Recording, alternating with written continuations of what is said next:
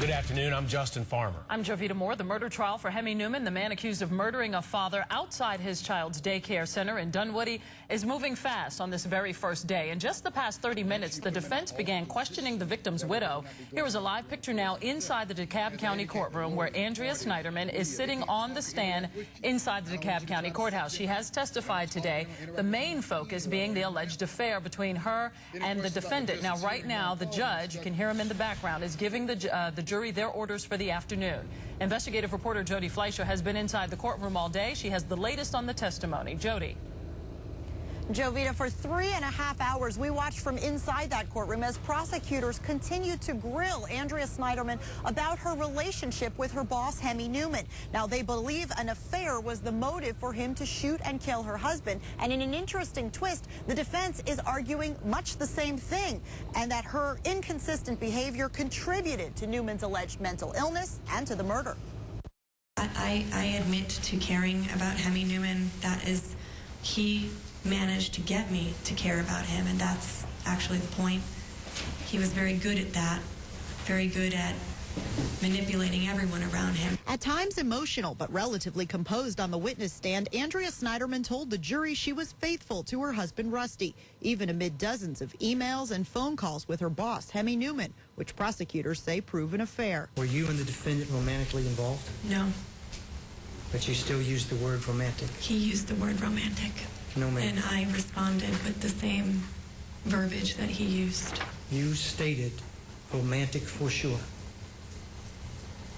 Okay, I used the word romantic. Snyderman testified that she repeatedly rebuffed Newman's advances. Every time he expressed his feelings for me, I treated it as very insignificant, or tried to downplay it as much as I could. But she admitted she still continued to travel with Newman for work, sharing dinners, bottles of wine, even booking adjoining hotel rooms in the months leading up to the murder. I now realize that he did not have to go on these trips, and that he was going on these trips only to spend more time with me. Prosecutors intend to call a waitress and hotel staff from out of state to say what they saw. Do you have any idea why someone would believe you were kissing?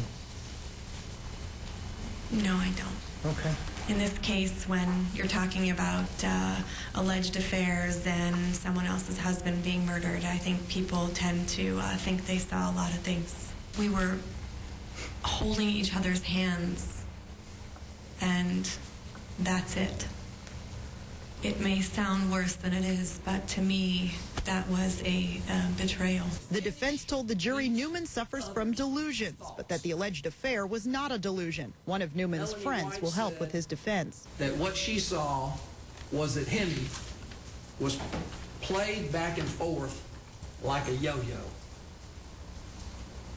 by Andrew.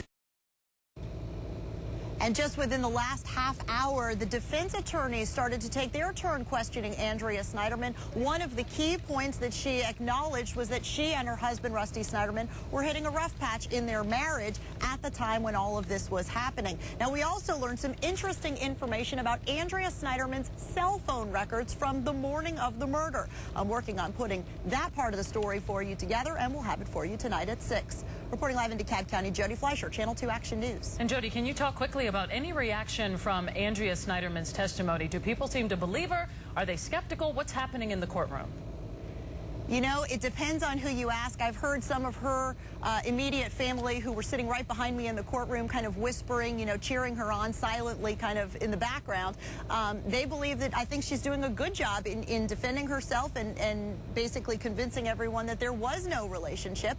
The Snyderman family, on the other hand, Rusty Snyderman's family has been sitting in the back of the courtroom separately from Andrea Snyderman, kind of silent in all of this. And we expect to try to get some reaction from them as they leave the courtroom in a few minutes. All right, Jody, thank you very much. We know you will keep us posted. More details on the first day of the trial. This morning, the defense showed this outline of trips Newman took with Andrea Snyderman, the first to Melbourne, Florida, in May 2010. The next month, the defense says they had an intimate dinner in Norfolk, Virginia. Then in July, Newman's lawyer says they had adjoining hotel rooms and, quote, intimate relations in Greenville, South Carolina. Go to WSB-TV.com for the latest developments in Hemi Newman's trial. You can see extended clips of today's testimony. We have also posted photographs of the crime scene and a timeline of the case. All new at 5. DeKalb School Police are saying they